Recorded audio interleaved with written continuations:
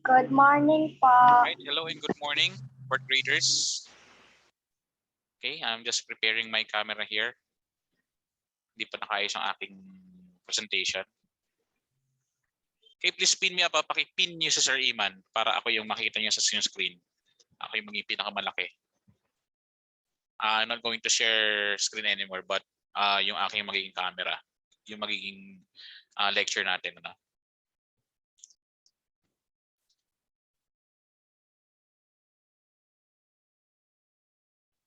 Okay, just going to close this one.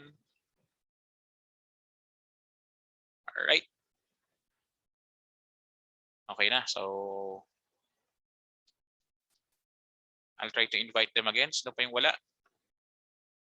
Stephanie, Agu, Absent po si Stephanie. absent Stephanie. Okay, sige. Si Miel. Isa is already here.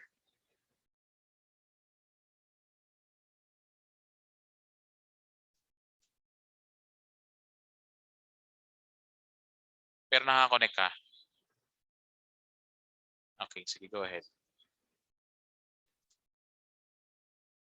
Okay lang, sige.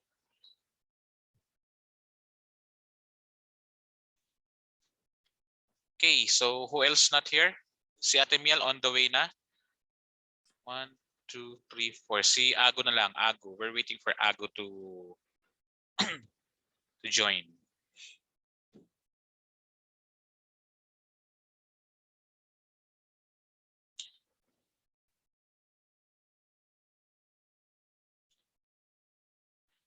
Okay, so last time, so in our past lesson, we tackled about gathering and organizing information through ICT.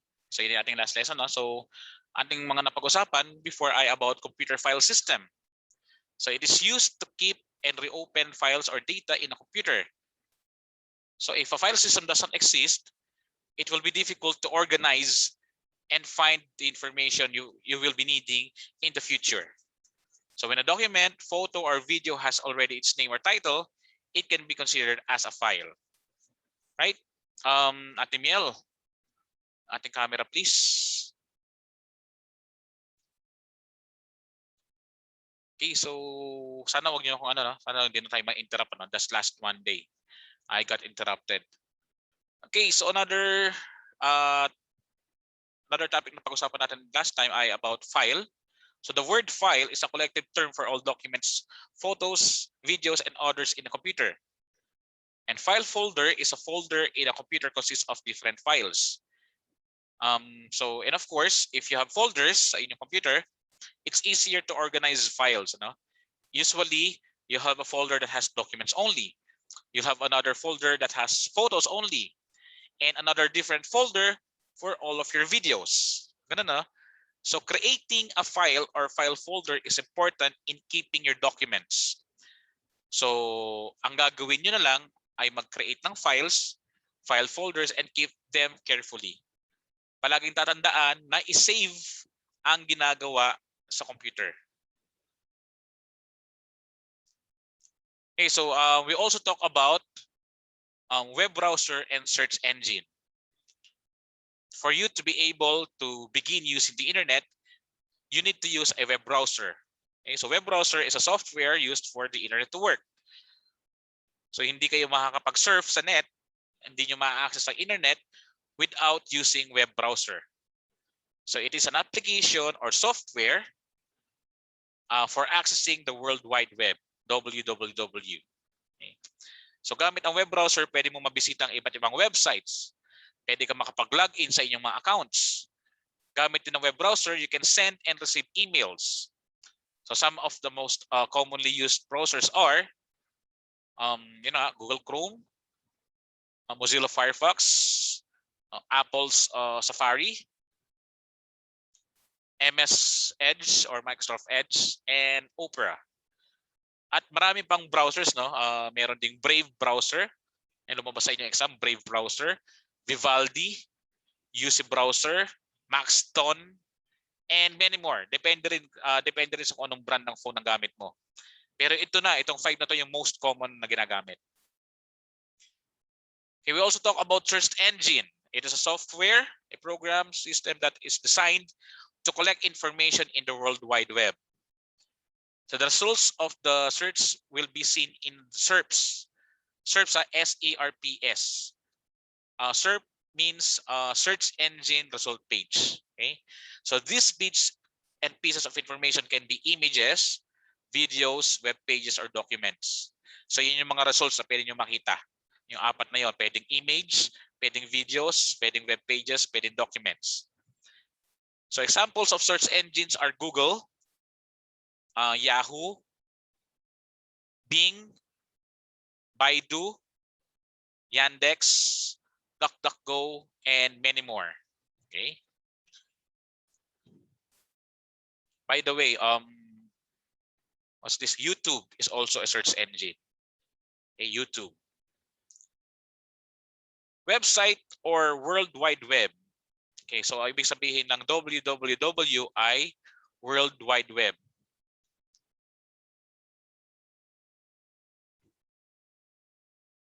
Okay, wait. Okay, go. Okay, Ago just talk to me.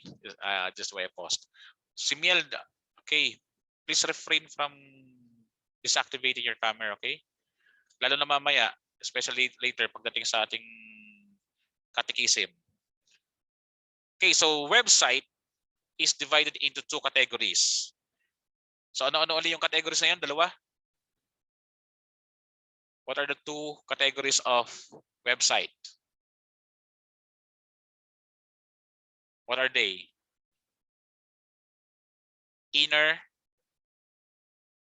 International? What? Okay, so wala talagang nasagot sa grade 4, ano? Just quite disappointed sometimes sa inyong behavior, no? You're being asked but no one's answering.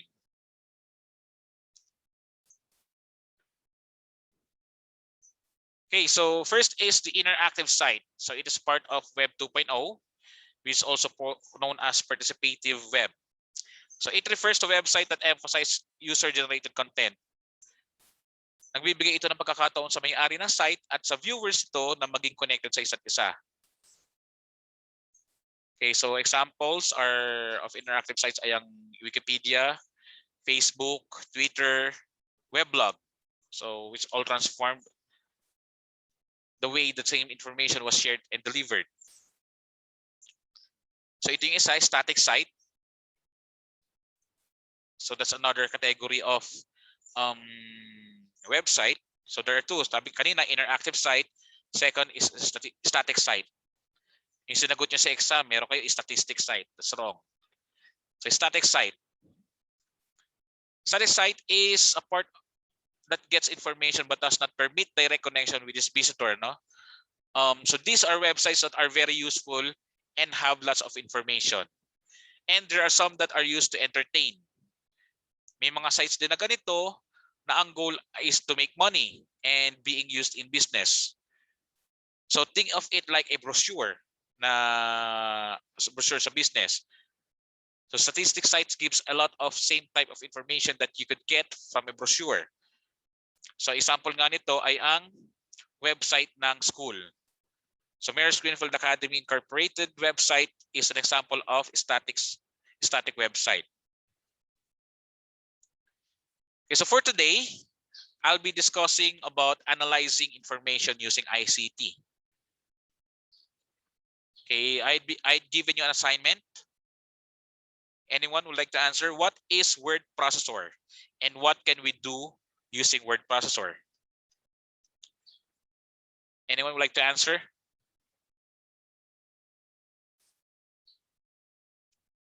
What is word processor and what can you do using word processor?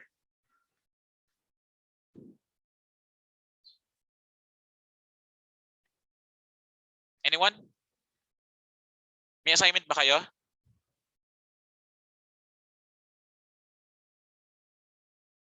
Fourth graders, do you have your assignment? Meron po. Okay, please read. What is word processor?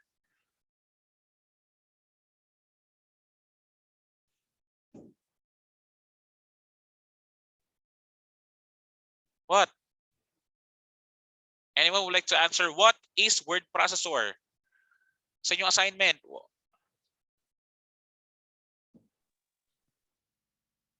Okay, Maxine, go ahead. Our processor is the or computer program that reads uh,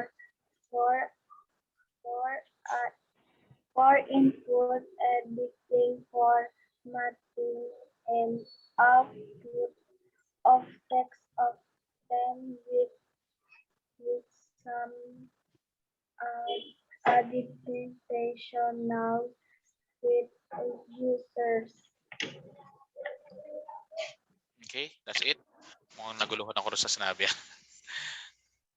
Anyway, anyone would like to answer? Isa pa? Okay, thank you, Maxine. It means that you have an assignment. Word processor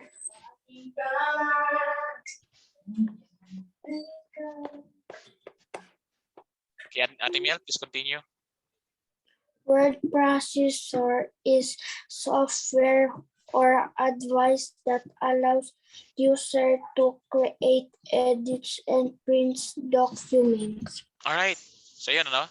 That's good. So it's a software that allows users to create, edit, and print documents. Tama yan.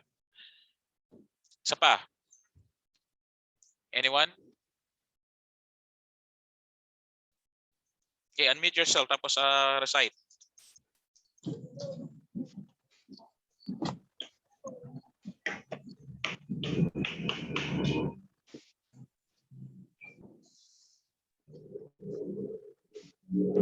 Anyone would like to answer pa about word processing?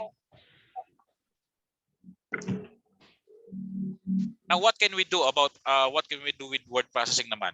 With word processor, what can we do? What can we do about it?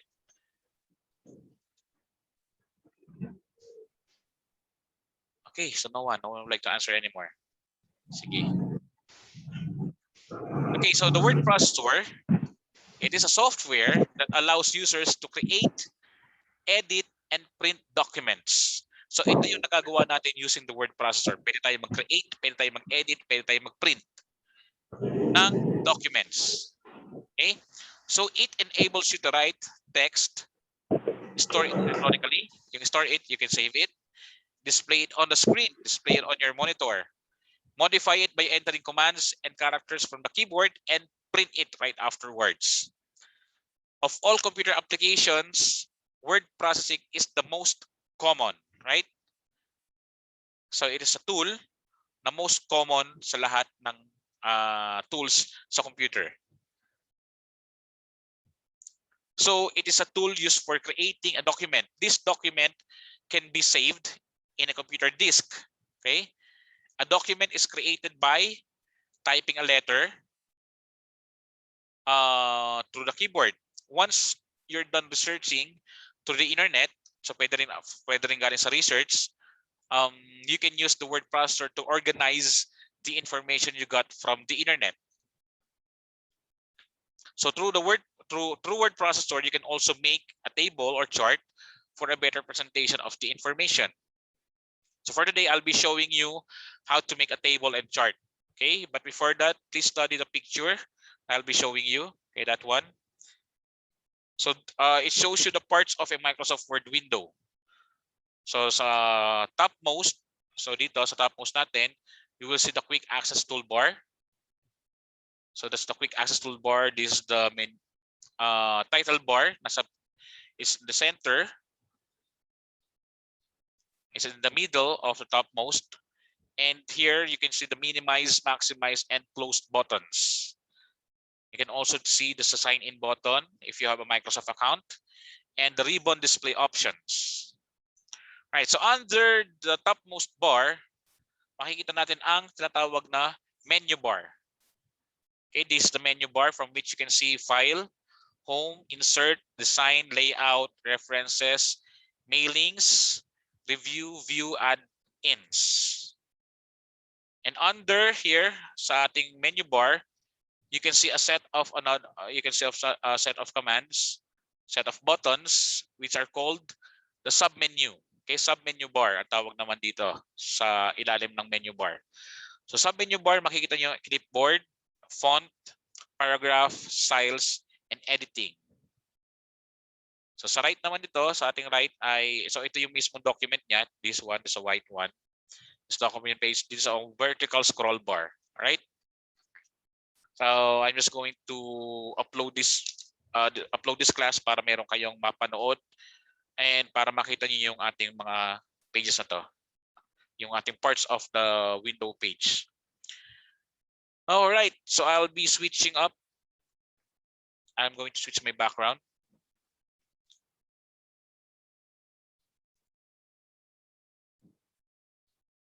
Wait lang natin, ano? Okay, so yan, nag-iba yung ating background, ano? So now the steps in creating a table. So please try to remember the steps, ah. Try to remember the steps. First, you have to find insert. Okay, insert.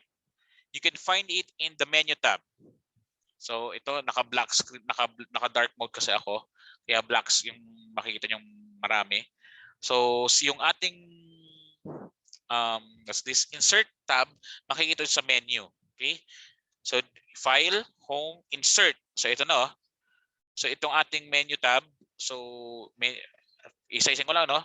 File, home, insert, design, layout, references, mailings, review, view, and help. So dito nyo makikita yung insert. So you have to click it. Click insert. So pagka na-click nyo insert, magkakaroon kayo ng panibagong set of submenus. Okay? So yan, nagbago yung aking submenu. Nagkaroon ng pages, tables, illustrations, add-ins, media, links, comments, header and footer, text, and symbols. So ang ituturo ko sa inyo ay paano gumawa ng tables. So under the insert tab, you have to find table. Okay, table, ito na. And you have to click it. So ito na yon. This table. So have to click it. So pag na-click nyo na siya, ayan, magkakaroon, may magpa-pop out na dialog box. You have to decide how many rows and columns ang gusto nyo. So is it 1 by 1 table? 5 by 4? So try natin muna, ayan. Try natin 5 by 7. It is 5 by 7 table. So yan, makita nyo rito, may mga white lines dito. So that's my table ready. So you may choose also the kind of table that you want to use from the list that will appear. So dito, nung nagkaroon tayo ng table, nagkaroon tayo ng table design na panibagong menu. Okay? So pwede nyo piliin, halimbawa, you have to highlight it, pwede mong gamitin, pwede yan. Pwede nyo piliin to. Yan, nagkaroon na ibang design. Oh, sorry. So pwede nyong lahat ay lagyan ng border.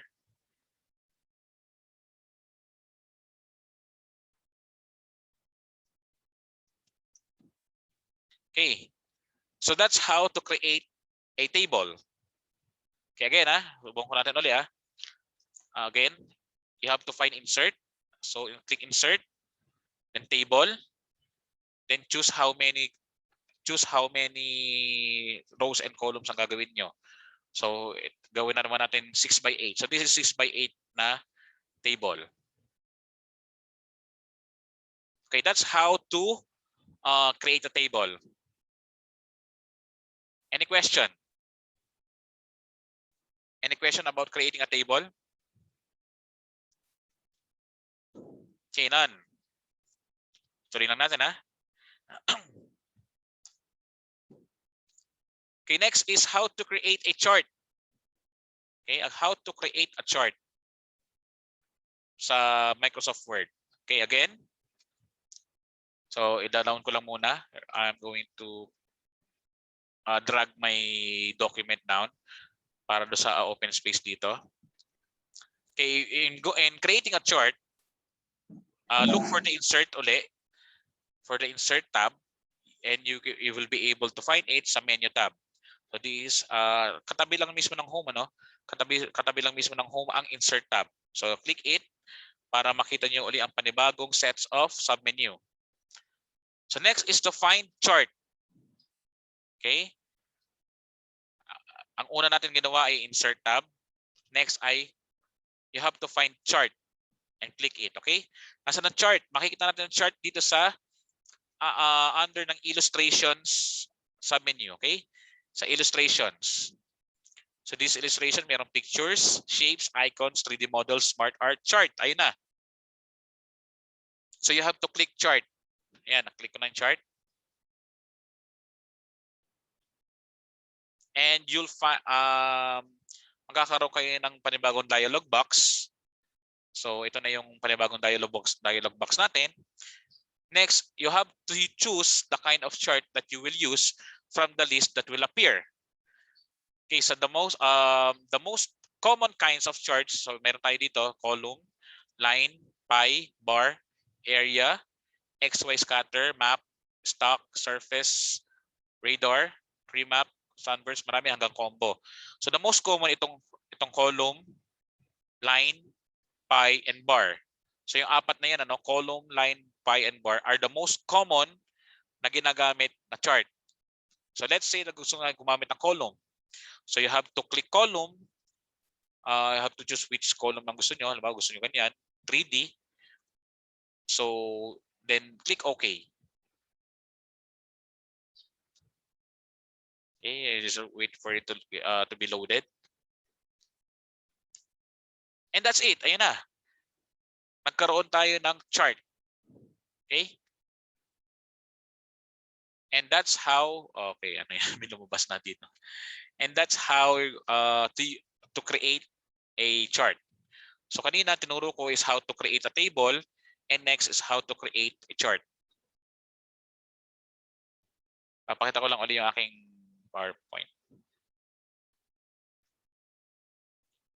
So kaya nang sabi ko kanina, the most commonly used na charts ay column chart, line chart, pie chart, and bar chart. So ganyan ang mga itsura niya.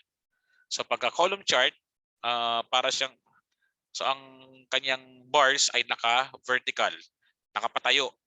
Okay? Kapag naman line charts, so and specifically naka-line graph siya, may graph sa makikita, and then yung inyong data information are being represented by lines. And lastly, not lastly, yung sumunod naman ay pie chart. So para siyang pie. So para siyang pizza pie na naka-divide. Kung ilan man yung amount ng information na inyong inilagay dyan, that will be divided into them. And bar chart, of course. Bar chart ay katulad lang ng column chart. The difference is siya ay naka-horizontal naman siya. Naka-horizontal yung kanyang mga bars. Okay. So is there any question for graders? Any question?